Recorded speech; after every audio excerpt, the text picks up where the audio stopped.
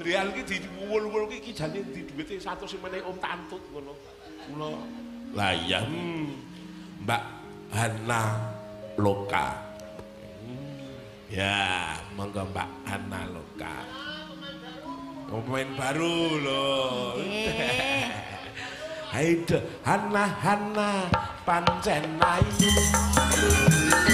Kembang desa asli Wonogiri. Hana pancen ayu. Kembang desa asli Wonogiri. Selamat pagi Bapak Tantut. Selamat pagi. Wah, besok kamu pulang ke Wonogiri apa ke Klaten? Ke Klaten ki nang ngene Mas jenenge oh goblokmu ki. Oh iya. Kula Wonogiri riyen. Wonogiri riyen. Ya Mas iki asline Klaten kok. Nggih. Mas Yusuf Agil sapa? Mas sing pundi? Lho Mas sing masmu sing kandung. Jenenge sapa? Toyib. Oh Mas Toyib kok Yusuf. Ayo. Yo, ya diaturke.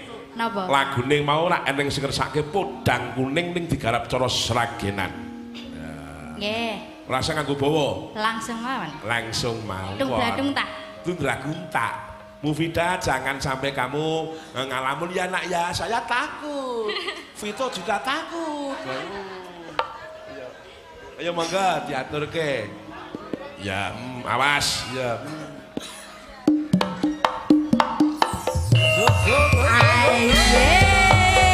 Halo production lagi.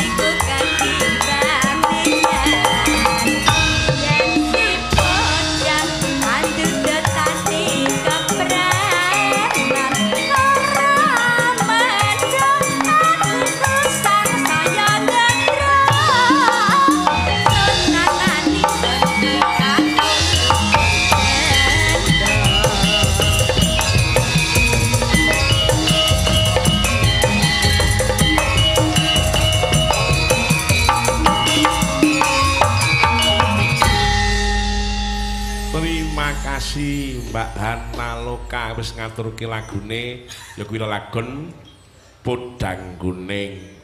Jalan sios tanggal 8 Oktober tindak mriki, Mbak. Nggih, Pak, sios. Wah, sampean remen kok ya ngenten niku nggih.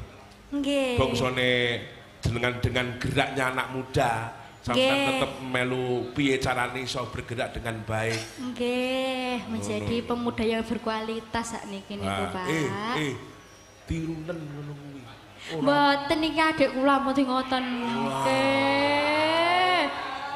Pun curhat terus lho, Bapak galak ngoten. Ya ora apa-apa. Mboten, Katakan Pak. galak ora masalah. Tapi kan galakku kanggo kebecikane bocah-bocah. Ngono ora kebecikanku pribadi enggak. Wong tuwa ki abot sanggane nek ngopeni anak wedok. Anak wedok ki mau paribasane kaya dene ngempit pedang ligan. Pedang ligan ki pedang sing tanpa ning sarunge. Nek nganti ngati-ati brabat awake dhewe kok. Ya, tenan mulane bapakmu le ngopeni ku ya tenanan kowe.